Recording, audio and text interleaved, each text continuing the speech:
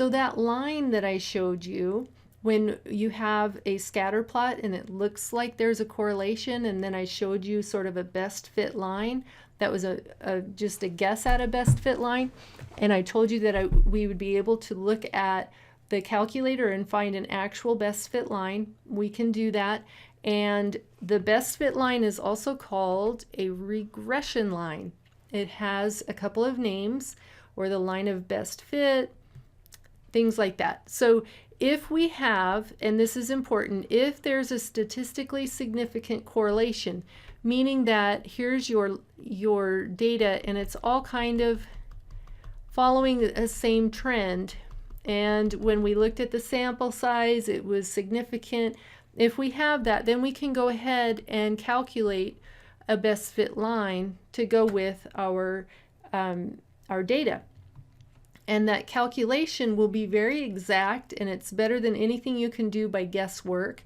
It can be done by hand, but we're not going to do that because it's pretty complicated. We'll just use our calculator since it does it very nicely, and we'll find a regression line. And the regression line, if you remember from algebra, any line has a formula y equals mx plus b. And the m is the slope, and the b is the y-intercept.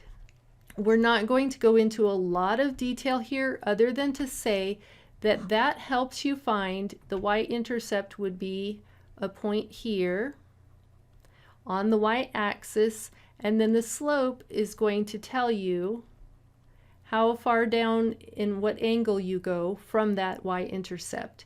So those two things together perfectly define a line, and we will use them, but we're going to change our formula up just slightly and use y hat, which is this variable, and then a instead of the m where we usually have slope, and then b where we usually have the y-intercept. That one's not any different.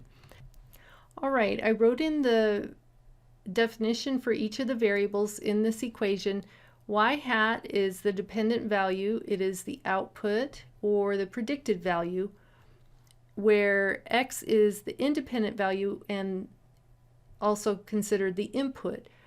We will leave both of those, the y hat and the x, as variables, and the a is going to be the slope of the line, and when we find that using our calculator, we will plug it in to the formula and have an actual value in there instead of the a. And then the same thing for the b. We're going to plug in the actual b value that is an ordered pair for the y-intercept, if you remember that from algebra. If not, just realize we will find that b or y-intercept and we'll plug it into our formula. So 2 we leave as variables, the x and the y hat, and then the 2 that we plug in are the slope and the y-intercept. So if you want to use your calculator, which you do, we will need to do the same process that we did for finding the R value. We clear the data, and then we get into data mode, and then we start entering all our pairs of data, and then we press StatVar. I'm going to skip that first part because we already did that with our BMI and age data, and it's still sitting in there. And you can see up top here, it's on R, but there's A and B right beside it. Those two, A and B, those are our slope and our y-intercept for our regression line for that data that we entered. So as long as we have the data in when we click data here and entered all our values, then we can come into the StatVar and it'll give us A, B, and R. So if we found the A and the B, then what we would write for this is for the BMI data.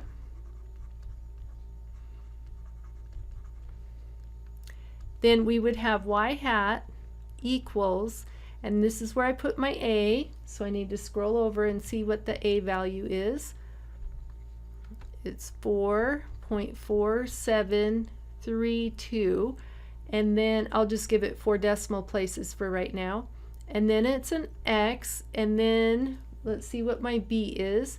My B is negative, so I'm going to put a minus in my formula, and then it'll be 60.084 9, and the following digit is a 1, so I'll leave it as a 9.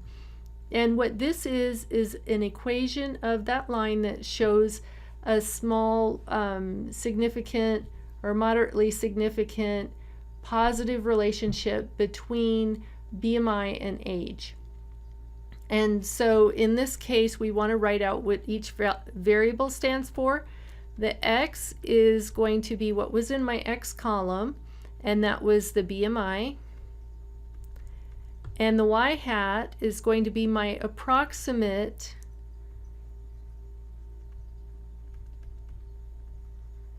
age. And why I said approximate is because I'm using the BMI to predict the age for a particular person. It's not their actual BMI or actual, well, the BMI might be correct, but then I'm using my formula to predict their age. So it's going to be approximate. It may not be exact. Okay, and Y hat instead of Y because I'm doing a prediction.